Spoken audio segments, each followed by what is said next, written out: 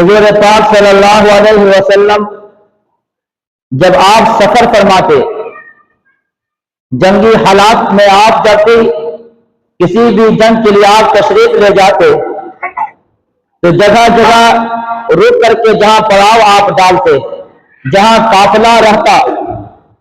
حضرت بلال حبشی رضی اللہ تعالی عنہ اگر ساتھ ہوتے تو آپ ان کو حکم دیتے کہ بلال اذان دو، اذان ہوتی پھر جو وقت کی نماز پڑھنی ہوتی تھی وہ پھر آپ نماز ادا فرماتے تھے۔